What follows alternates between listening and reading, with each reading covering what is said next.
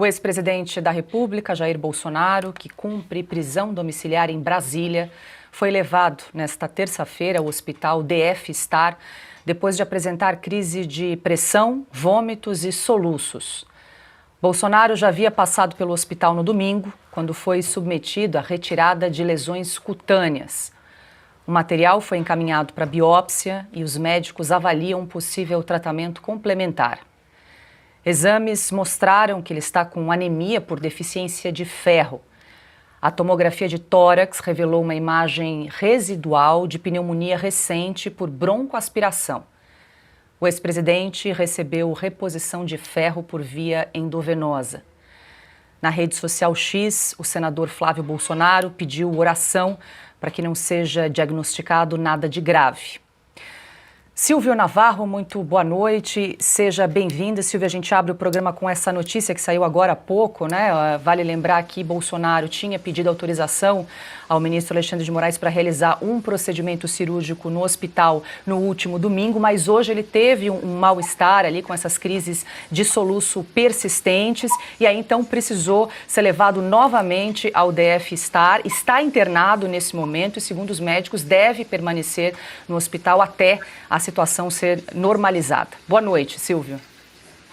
Boa noite, Paula, querida, Ana, Piotr, Augusto, meu irmão, boa noite você que nos acompanha. Olha, Paula, falar sobre diagnóstico médico ou circunstâncias médicas antes de um boletim oficial, antes de uma informação oficial por parte do hospital, seria algo precipitado. Mas fato é que, diante deste tweet mesmo, essa postagem do senador Flávio Bolsonaro e algumas informações dentro do Congresso Nacional que circularam nas últimas horas, é que o presidente Jair Bolsonaro não passou bem, que de fato ele precisava de um atendimento emergencial naquela hora e foi levado ao hospital. Não é a primeira vez que isso acontece, ele tem um quadro de saúde muito complicado desde a facada, desde o atentado à faca, quando tentaram assassiná-lo, naquele 6 de setembro de 2018, quando o então candidato, antes de ser eleito presidente da República, depois foi submetido a uma série de cirurgias,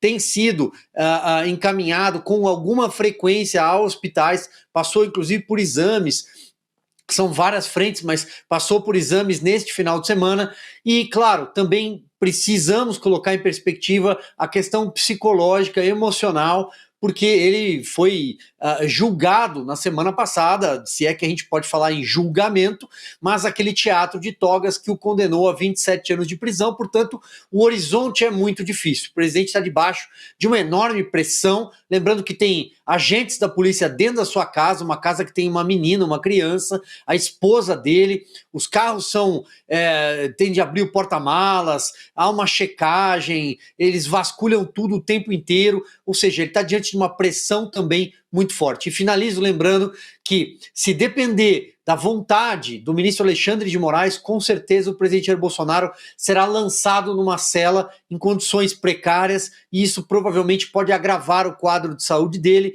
um tratamento que nenhum outro ex-presidente condenado recebeu. Mas sim a perseguição e a obsessão de Alexandre de Moraes para tentar humilhá-lo para parar por aqui, né? Muito difícil e tudo isso. Sem dúvida. Ana Paula Henkel, muito boa noite, Ana. Seja bem-vinda e vale lembrar também que o ministro Alexandre de Moraes ainda ontem, enquanto nós comentávamos a última ida de Jair Bolsonaro ao hospital no domingo, pediu à Polícia Federal, Polícia Penal do Distrito Federal, o envio de informações em 24 horas, queria um relatório da escolta de Jair Bolsonaro, perguntando por que houve demora aí no retorno do ex-presidente de volta para casa ainda no domingo e hoje então foi levado às pressas ao hospital DF Star e lá deve permanecer até receber alta da equipe médica. Boa noite, Ana. Boa noite, Paula, Piotr, Silvio, meu querido mestre Augusto e boa noite à nossa audiência. Paula, há quanto tempo nós estamos falando desse plano sádico do Alexandre de Moraes com seus escolhidos a dedo, no topo da lista o presidente Jair Bolsonaro, depois vem Felipe Martins, Daniel Silveira, o nosso querido Rodrigo Constantino, Alan dos Santos, mas no topo da lista está exatamente o nome do presidente Bolsonaro, Porque o Bolsonaro, ele representa uma ameaça política, claro, para a oposição, para esse governo, mas ele representa, desde a sua eleição, uma ameaça à implosão desse sistema de corrupção, de lawfare, como o Wall Street Journal colocou ontem, ou seja, o uso do judiciário como arma de perseguição política, como o próprio Donald Trump disse também, a witch hunt, naquela carta de 9 de julho, ou seja, uma caça às bruxas.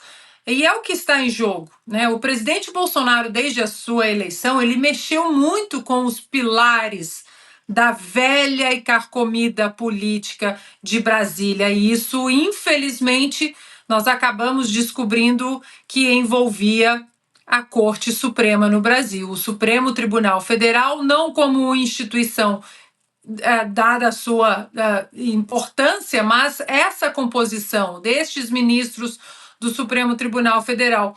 E aí, Paula, todos as pecinhas desse quebra-cabeça que a gente vê o sadismo do Alexandre de Moraes e a tentativa de minar a saúde, o psicológico, a força política do presidente Bolsonaro em absolutamente todos os âmbitos.